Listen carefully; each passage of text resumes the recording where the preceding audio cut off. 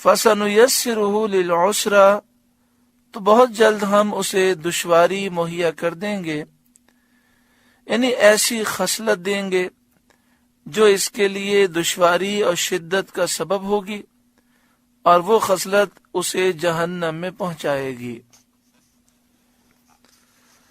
وَمَا يُغْنِي عَنْهُ مَالُهُ إِذَا تَرَدَّى، اور اس کا مال اسے کام نہ آئے گا جب ہلاکت میں پڑے گا۔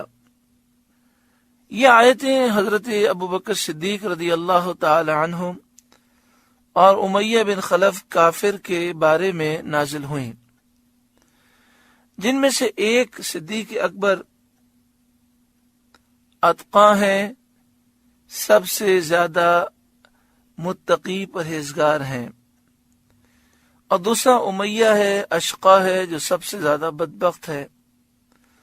امیہ بن خلف حضرت بلال رضی اللہ تعالیٰ عنہ کو، جو اس کی ملک میں تھے، اس کے غلام تھے، دین سے منحرف کرنے کے لیے، دین سے دور کرنے کے لیے، یہ بدبخت حضرت بلال رضی اللہ تعالیٰ عنہ کو طرح طرح کی تکلیفیں دیتا تھا اور انتہائی ظلم و سختیاں کرتا تھا۔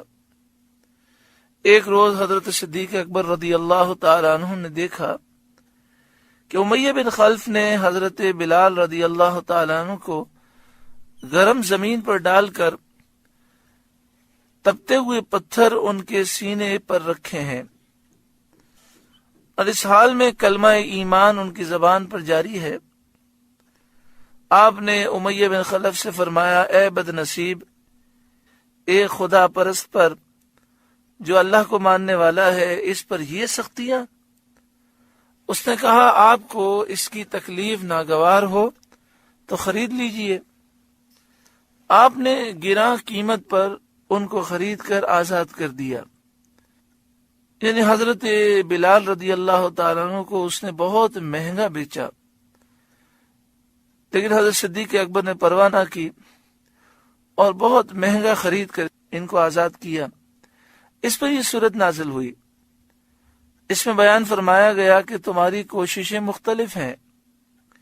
ایک تو کوشش حضرت ابوبکر صدیق رضی اللہ تعالی عنہ کی ہے، جو اللہ تعالیٰ کی رضا کے طالب ہیں، اللہ کی رضا کے لیے کوششیں کر رہے ہیں، اور ایک کوشش امیہ بن خلف کی ہے، جو حق کی دشمنی میں اندھا ہو چکا ہے اور جہنم میں چھلانگ لگانے کی کوشش کر رہا ہے۔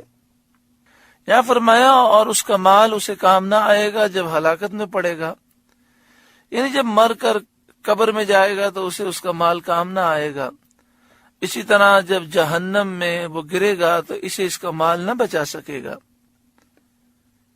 ان علینا للہدی، بے شک ہدایت فرمانا ہمارے ذمہ ہے، یعنی حق اور باطل کی راہوں کو واضح کر دینا اور حق پر دلائل قائم کرنا اور احکام بیان فرمانا ہمارے ذمہ ہے۔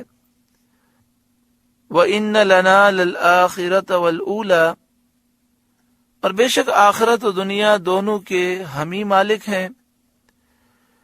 فَأَنذَرْتُكُمْ نَارًا تَلَظَّىٰ، تو میں تمہیں ڈراتا ہوں اس آگ سے جو بھڑک رہی ہے۔ لا يصلاها الا الاشقى، نہ جائے گا اس میں مگر بڑا بدبخت، یعنی لزوم اور دوام کے طریق پر صرف کافر ہی جہنم میں جائے گا۔ یوں تو بعض مسلمان بھی جہنم میں جائیں گے، لیکن کچھ عرصے جہنم میں رہ کر پھر وہ نکل کر جنت میں چلے جائیں گے، لیکن جن کا خاتمہ کفر پر ہوا وہ ہمیشہ ہمیشہ جہنم میں رہے گا۔